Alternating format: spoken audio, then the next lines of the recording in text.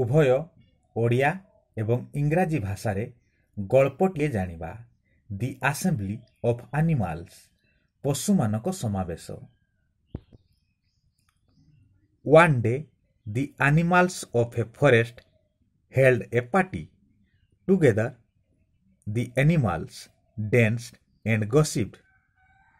Soon they started boasting of the qualities. ଥରେ ଜଙ୍ଗଲରେ ପଶୁମାନେ ଗୋଟିଏ ବନ୍ଧୁ ମିଳନର ଆୟୋଜନ କଲେ। ବିଭିନ୍ନ ପ୍ରକାର ପଶୁ ଯଥା ହାତୀ, ଘୋଡ଼ା, ବାଘ, ଭାଲୁ, ସମ୍ବର, ଠେକୁଆ, ହରିଣ ଇତ୍ୟାଦି ଅନେକ ପ୍ରକାର ପଶୁ ଏକାଠି ସଭାର ଆୟୋଜନ କଲେ। ସବୁ ପଶୁ ସାଙ୍ଗ ହୋଇ ନାଚିଲେ ଓ କଥାବାର୍ତ୍ତା ହେଲେ। ଖୁବ୍ ଶୀଘ୍ର ସେମାନେ ନିଜ ନିଜ ଗୁଣଗୁଡ଼ିକର ପ୍ରଶଂସା କରିବାରେ ଲାଗିଲେ। Firstly, the lion stood up. I am the bravest animal in the forest. My bravery has made me your king, he said proudly. ପ୍ରଥମେ ସିଂହ ଠିଆ ହୋଇ କହିଲା, ମୁଁ ଏହି ଜଙ୍ଗଲର ସବୁଠୁ ସାହସୀ ପଶୁ। ମୋର ସାହସ ଯୋଗୁଁ ହିଁ ମୁଁ ରାଜା ହୋଇଛି।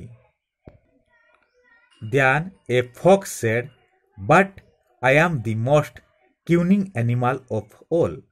My tricks help me survive in difficult situation and to find my food.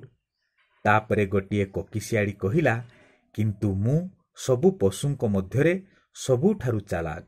ମୋର ଉପାୟଗୁଡ଼ିକ ଯୋଗୁଁ ମୁଁ ଅନେକ କଷ୍ଟକର ପରିସ୍ଥିତିରୁ ରକ୍ଷା ପାଇଥାଏ ଓ ଖାଦ୍ୟ ମଧ୍ୟ ପାଇଥାଏ। Then a peacock spared his feathers and said, have you ever seen more beautiful feathers than mine? ତାପରେ ଗୋଟିଏ ମୟୂର ତା ପୁଛ ମେଲାଇ କହିଲା, ତୁମେମାନେ କ'ଣ କେବେ ମୋ ଠାରୁ ସୁନ୍ଦର ପୁଛ ଦେଖିଛ? Next, the elephant trumped loudly. I am the strongest. With my strong tusks, I am lift anything and can even defeat a lion, he said proudly. ଏହାପରେ ହାତୀ ଗର୍ଜନ କରି କହିଲା, ମୁଁ ସବୁଠାରୁ ବଳବାନ। ମୁଁ ମୋର ଦାନ୍ତରେ କୌଣସି ଜିନିଷକୁ ମଧ୍ୟ ଟେକିପାରେ ଏବଂ ସିଂହକୁ ମଧ୍ୟ ହରାଇପାରେ। When all animals were done praising themselves, a small toad said, what wonderful qualities, but are you not forgetting something?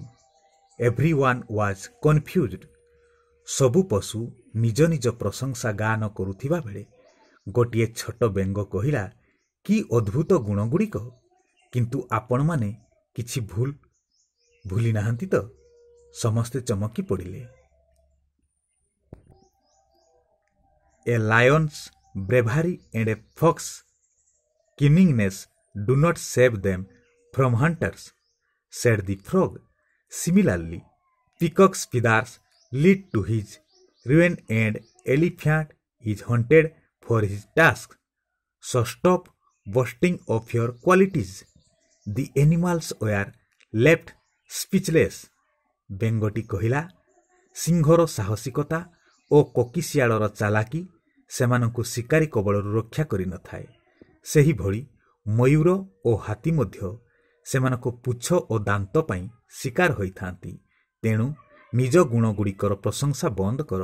ଏହା ଶୁଣି ସବୁ ପଶୁ ଚୁପ୍ ରହିଲେ।